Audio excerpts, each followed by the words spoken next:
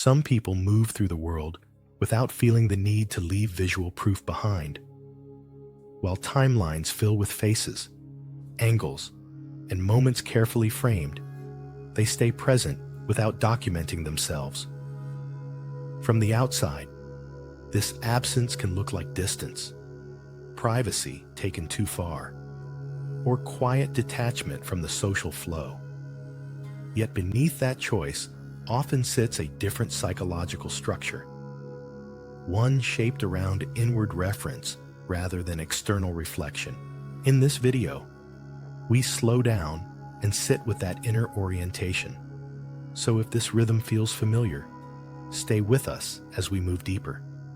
Choosing invisibility in a world of constant display society often frames visibility as courage and absence as fear, as if not showing yourself must mean you are shrinking away. But for some people, choosing not to post photos is not about fear at all. It is a quiet refusal to live inside a constant display window. In a world that feels like a room with mirrors on every wall, they step slightly aside, not to disappear, but to breathe. There is a subtle psychological comfort in not turning every moment outward. A walk stays a walk, not a future post. A smile belongs to the face that felt it, not to an audience. In the stillness of an evening room, phone face down on the table, there is a sense of being whole without proof.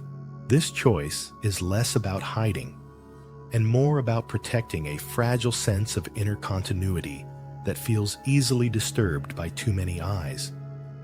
Not hiding, but not seeking. People often assume that those who don't post are withdrawing, as if silence must mean avoidance. But there is another possibility that rarely gets named. They are not hiding. They are simply not seeking. Not seeking reactions. Not seeking applause. Not seeking to be confirmed in real time.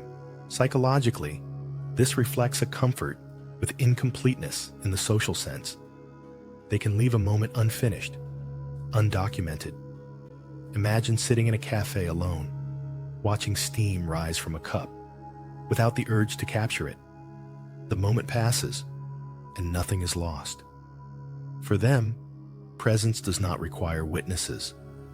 This stance is not rejection of others, but a gentle boundary around attention. It allows connection to happen slowly, privately, without the pressure to translate experience into something consumable. Emotional independence and inner stability. It is easy to mistake quiet digital lives for emotional fragility, but often the opposite is true. People who refrain from posting photos frequently rely less on external feedback to regulate how they feel. Their sense of worth is not constantly tethered to small signals of approval. Emotionally, this looks like a steadier center. A bad day remains a bad day without being softened or sharpened by online reactions.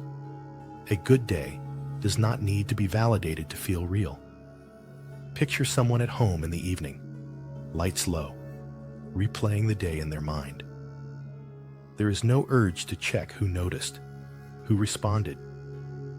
Feelings are allowed to rise and fall on their own. This kind of inner stability is quiet and unremarkable from the outside, but deeply grounding from within. When experience turns into content, posting photos subtly changes the way experiences are lived. The mind begins to split time into before and after the post. For people who avoid this, it is often because they sense that shift and step away from it. They want to stay inside the moment, not hover above it. When experience turns into content, attention drifts outward, like a room where the windows suddenly matter more than the people inside. Those who don't post often notice this cost intuitively. They prefer the unedited version of life, even if it is messy or fleeting.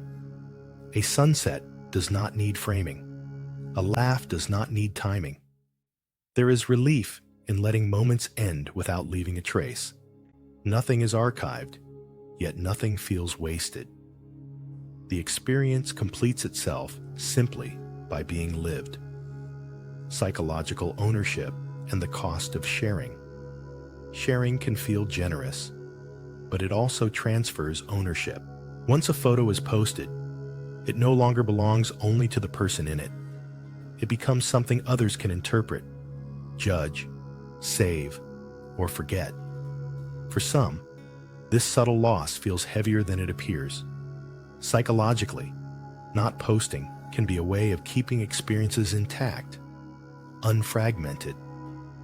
Like a handwritten letter never sent, the meaning stays concentrated. There is a sense of sovereignty over one's inner and outer life.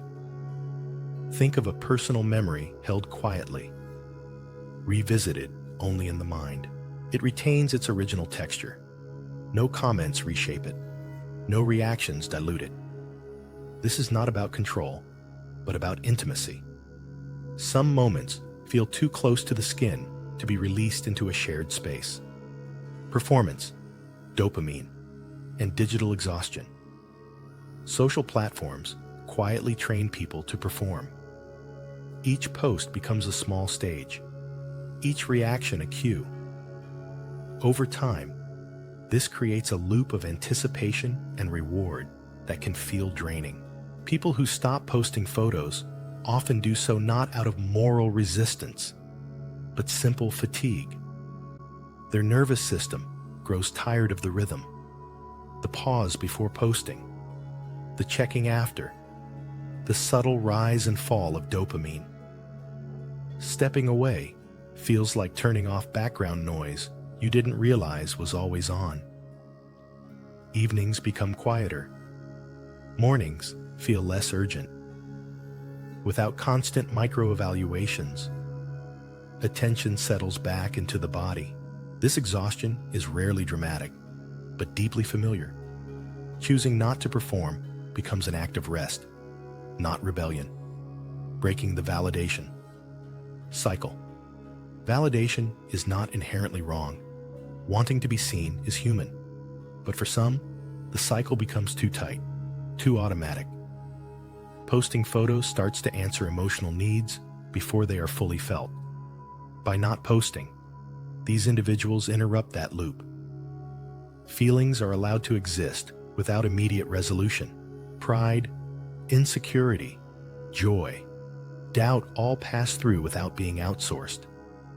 Imagine feeling something meaningful and letting it remain unfinished, like a sentence left without punctuation.